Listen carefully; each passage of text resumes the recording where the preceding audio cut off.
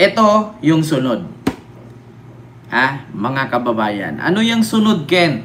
Ito na. Eric Yap and Edvic Yap. Pinapapraise ni PBBM ang bank account at ari-arian nila. Bakit?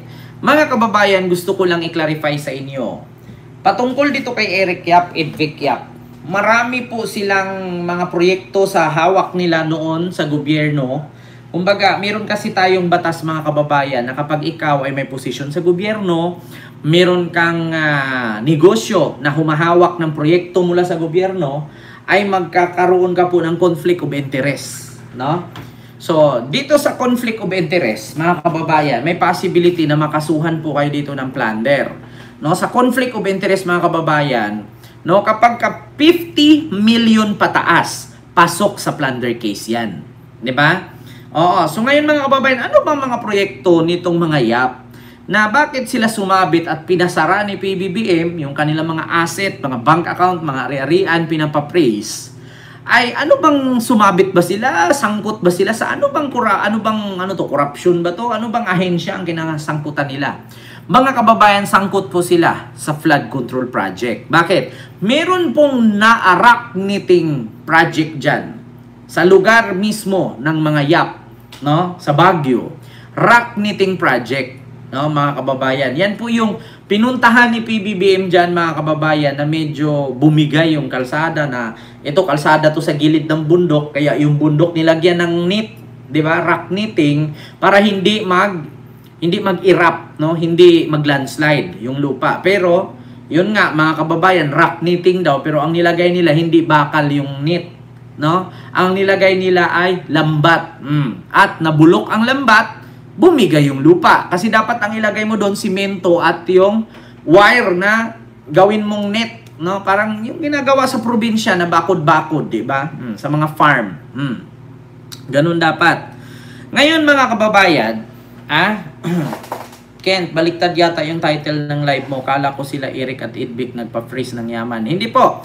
Eric at Edvic nagpa-praise o pina-praise ang yaman ni PBBM. Pina-praise yung yaman nila ni PBBM. So, ayaan nyo na yan, mga kababayan. Sa pagkaintindi lang yan.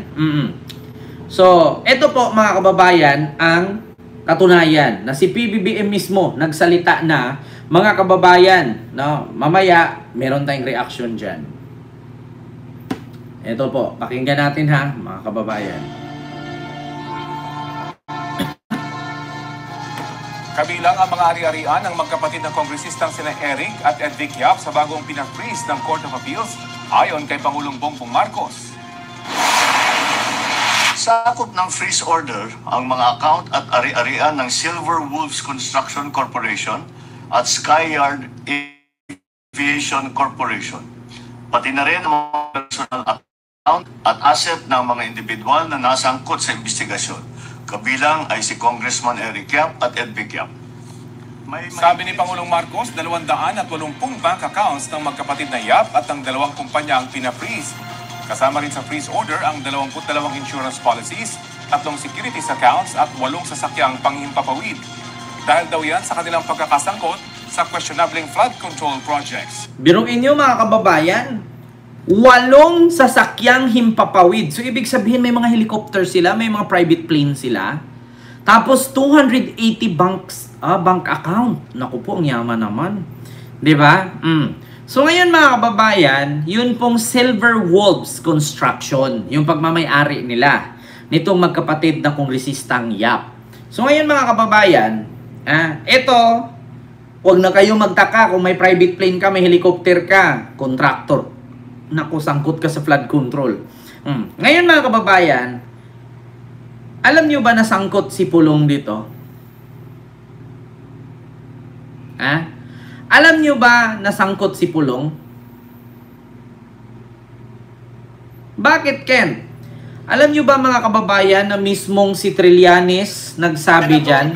Ito po. Trillanes, mga kababayan, Pulong at Yap sangkot sa rock knitting. Naku po, mga kababayan, rock knitting. Ito. Former Senator, the 36 billion peso rock netting scam in Benguet naman po ang pag-usapan natin.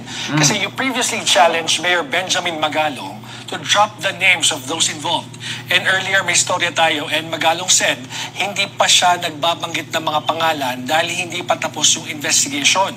Wala rin daw siyang pinoprotektahan at sabi pa nga niya sa'yo na, well, this is in response to your challenge. Sabi niya, meron naman kaming honor code. A cadet does not cheat, steal, or lie. Siguro i-review na lang niya yun. Your thoughts, please. Applicable sa kanya yun. Kasi sinabi niya sa akin noong 2022 when we had the conversation, kung sino nasa likod ng rock netting scam. Bakit hindi niya masabi ngayon? And for somebody who's posturing as an anti-corruption crusader, wala pa nga siyang naka-file na kaso Di ba? It was just pure posturing lang. Motherhood statements na parang meron na siyang ebidensya nakuha. Wala siyang ebidensya nakuha. Di ba? O ano ngayon ang sinasabi niya? What good is he in all these issues na lumalabas ngayon? Di ba? May nasabi na ba siyang pangalan? Kung may nasabi siyang pangalan, asan yung ebidensya mo? Kung meron ka ebidensya, ba't di mo final? The 36 billion peso rock netting scam in Benguet naman po ang pag-usapan natin. Kasi you previously challenged Mayor Benjamin Magalong. Ayun, mga kababayan. Sa madaling salita po, sasabi ni Trillanes dyan na kwininto daw ni Magalong sa kanya, mga kababayan, na kung saan ang nasa likod daw ng rock knitting dyan ay si Eric Yap at si Pulong. Rock knitting sa Benguet. Sa Baguio, sa Benguet. Ngayon mga kababayan, tanong ko lang mga kababayan, magkano ba yan? Magkano ba yung pondo na yan? The 36 billion peso rock 36 billion. 36 billion rock knitting. Sangkot daw si Pulong dyan, si Eric Yap. Ayon kay Magalong, sa kwento ni Trillanes, kasi kwininto daw ni Magalong sa kanya. Nakuha na daw ang pera na yan. Pero yung rock knitting, substandard. So ngayon mga kababayan, isa rin nga ba sa rason na kung bakit si Pulong ay lumipad? Kasi ramdam na niya na praise na ang bank account na 36 billion ba naman na project. Ramdam ba ni Pulong, mga kababayan, kaya si Pulong ay aalis ngayon? Nako, anong bansa nga ba ito ang pupuntahan ni Pulong? Mga kababayan, ito po ang bansang pupuntahan ni Pulong. Nakalagay, Hong Kong, China, Malaysia, Indonesia, South Korea, Japan, Vietnam, Cambodia, United States, Australia, United Kingdom, Netherlands, Germany, France, Belgium, Italy, Singapore, and the 15th of December 2025 to 20th of February 2026. Hala. Kaya pala mga kababayan, biruin yung mga kababayan, yung biyahe na yan, 17 country. Do you think magkano ang pamasahin yan? Hindi ko naman pwedeng sabihin naka-cruise ship ito. Kasi kung sa cruise ship sila sasakay, malamang pwede naman lang ikutin lahat to. Pero kung mag-eroplano, mga kababayan, hindi lang milyon ang gastos mo dyan. Hindi lang milyon. Kasi bakit, mga kababayan, paano pa yung anak? Paano pa yung asawa? Paano pa yung mga assistant nila? Okay lang kung tatlo lang sila, asawa, anak niya, tsaka si Pulong. Ang problema dito mga kababayan, syempre may mga pinsan pa yan, may mga pamangkin pa yan. Alam nyo ba mga kababayan na sumabit si Pulong dito kay Eric Yap, Edvic Yap, dito sa 36 billion rock knitting project sa Benguet. Nako po mga kababayan, ito na ba yung rason na si Pulong ay tumakbo or tatakbo, mga kababayan? Ito ba ang rason na si Pulong ay tatakbo? Hala, Diyos mio, Marimar. Yes, may bodyguards pa. Oh, may ano pa, ano to, business class pa. O, di ba? Kaya medyo mahal nga. Magbibenta ng mga gintong nakaw. Yan po, sabi ni Dimoy P. Di ba? Ilo po sa'yo dyan, ma'am.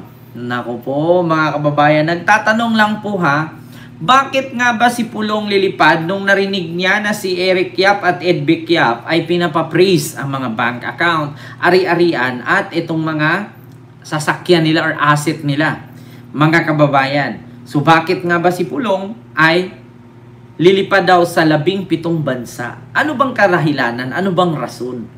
Wala namang problema kung mag-leave ka tapos lilipad ka. Ang problema dyan, kaya kay ganyan, kasi tatakas ka. Parang ganun yata eh. Tapos napansin nyo mga kababayan, more on Europe. Daming lugar sa Europe. Ayun o, ano-ano ba yung mga lugar sa Europe dito? Ito, United Kingdom, Netherlands, Germany, France, Belgium, Italy. Yan po mga kababayan. 1, 2, 3, 4, 5, 6. 6 na bansa. Diba? So kita nyo mga kababayan. Nung sinabi ni PBBM na i-praise ang bank account, alam naman natin na sangkot si Pulong dyan, mga kababayan. Hala, Diyos ko. May ads po, mga kababayan. Huwag po kayo mag-skip. Good evening po. Baka i-deposit yung mga pera niya sa countries. Nako, yun lang. Yun lang po, mga kababayan. No? Yung ating katanungan ngayon, bakit po napakatagal at napakaraming bansa ang liliparan? Yan ba mga bansang liliparan na yan mga kababayan ay matutuwa ba sila o pupunta ba sila dun para magkasiyahan o mayroong mga transaksyones? Naku, Kokoy 04, Miguel Love shoutout po.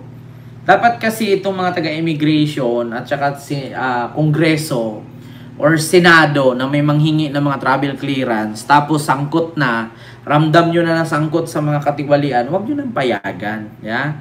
Huwag nyo nang pagbigyan. Kasi bakit? May possibility makatakas yan eh. Kalat mga bank account sa ibang bansa, gastusin mo na ang iba at maintriga ka pang abogado mo na 16. Ano to? 16 pwe. Sabi ni Nova Fair. Miguel Love shoutout po. Naku, mga kababayan, kita nyo naman. Nakita nyo na. Hala, Diyos mio, Marimar. So, part of Europe, Kent. Miguel Love shoutout, Ma'am Melody. Hello po.